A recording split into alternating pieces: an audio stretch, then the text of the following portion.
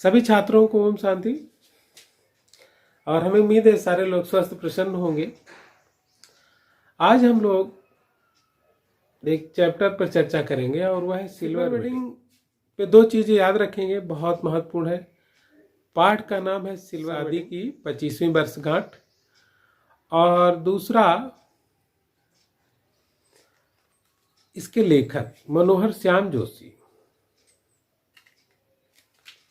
तो मनोहर श्याम जोशी जी ने जो कहानी लिखी है, इसके सेंट्रल थीम क्या है?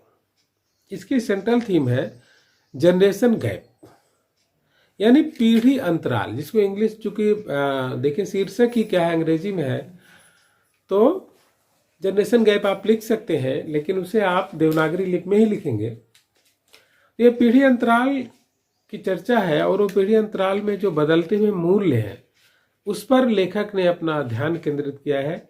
और यह न केवल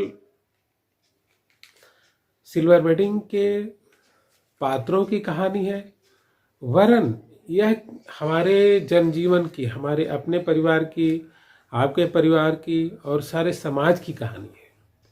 माने जो एक पिता पुत्र के बीच का जो अंतर है, आजकल जो बहुत तेजी से हमारे मूल्य बदल रहे हैं, तो वह मूल्य जो है किस स्तर से बदल रहे हैं।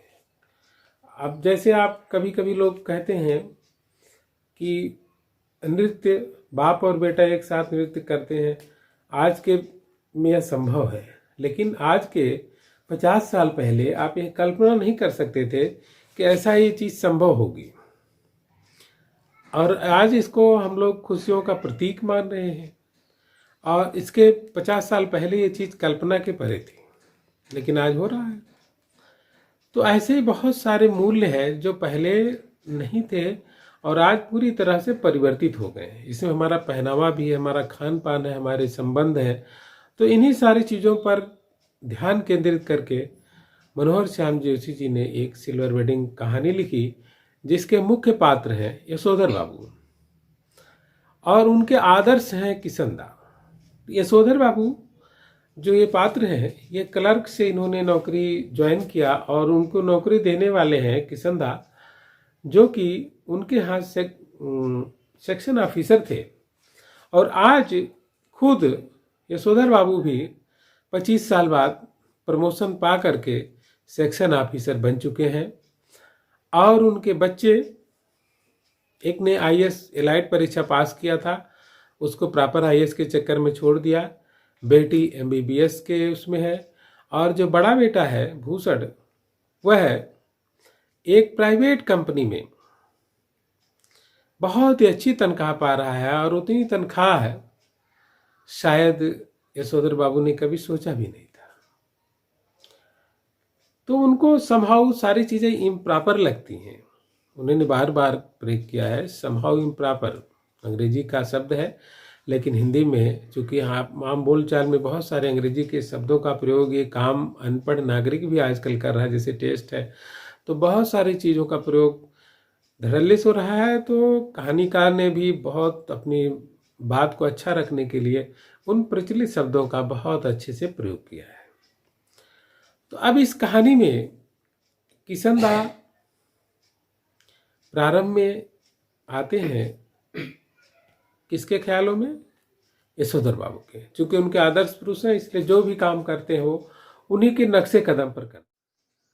तो बच्चों, हम लोग चर्चा कर रहे थे सिल्वर वेडिंग की, और सिल्वर वेडिंग मनोहर श्याम जोशी जी के द्वारा लिखित है, और इसमें जनरेशन गैप की कहानी है।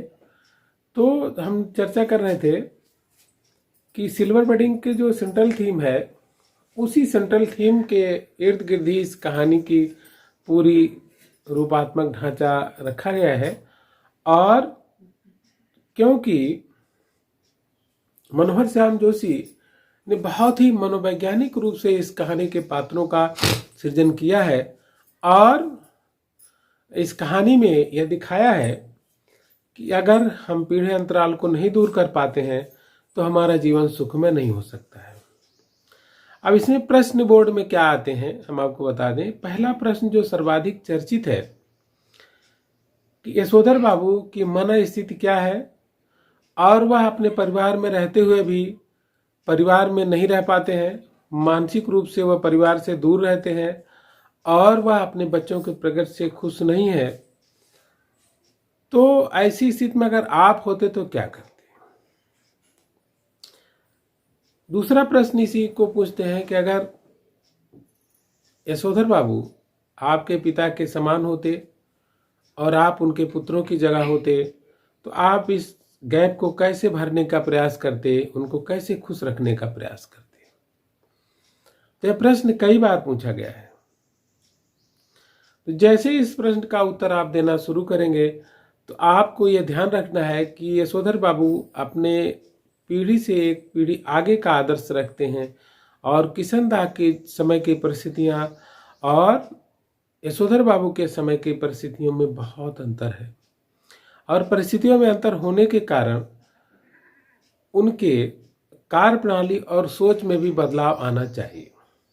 जैसे अगर बेटी के पहनावे पर यशोधर बाबू का आपत्ति है, अपनी पत्नी के रहने के पहनावे के रंग ढंग पर उनको आपत्ति है और खुद वह अपना पुराने ढंग से रहना चाहते हैं, लेकिन वह नहीं सोचते कि बच्चे और उनकी पत्नी जरा सा भी बदल जाए, कुछ आधुनिक लोगों के समान व्यवहार करने लगे, ऐसा वह नहीं चाहते।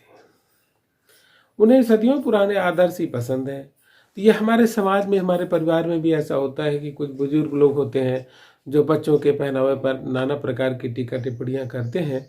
हमें नहीं कहते कि आधुनिक सारे पहनावे सही होते हैं, लेकिन इतना भी अंतराल अगर बन जाए परिवार में कि बुजुर्ग लोग अपने बच्चों से ही दूरी बना लें, तो वह परिवार कभी सुखमय नहीं हो सकता है।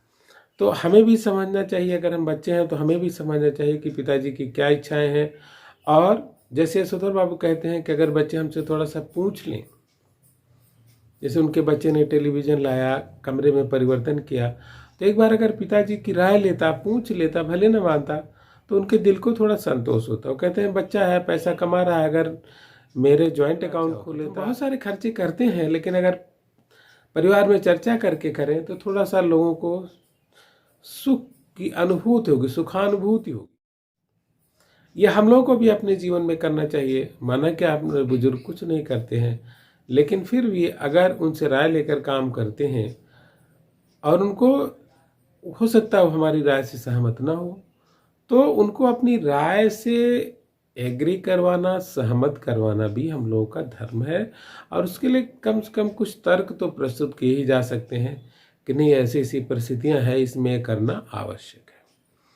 अब यशोधर बाबू अपनी बुआ को पैसे देते हैं या उनकी मदद करते हैं, नाते रिश्तेदारों की तरफ झुके हुए हैं, और आधुनिक पीढ़ी के लोग सोचते हैं कि हमारे यार मित्र ही सही हैं और वो सिल्वर वेडिंग मनाते हैं, जबकि परंपरागत रूप से जो यज्ञोपवीत संस्कार है, रामलीला वगैरह जो हमारे भारतीय समाज में पहले चलती रही हैं, उसकी तरफ उपेक्षा करते हैं। माने नए जो तीज त्यौहार है उसको मनाने की तरफ ज़्यादा उत्साहित रहते हैं और जो पुराने तीज त्यौहार हैं उसकी तरफ वो उपेक्षा करते हैं। तो भी यह आधुनिक पीढ़ी का एक थोड़ा स्ट्रगल है। लेकिन अब इस परिस्थितियों में हमें मध्यम मार्ग का अगर हम अनुकरण करें, महात्मा बुद्ध के मार्ग का, कि परिवार को भी लेके चलें और थोड़ा सा आधुनिक भी रहें, तो शायद ज़्यादा उत्तम मार्ग हो सकता है। तो आज के लिए इस वीडियो में इतना ही हो।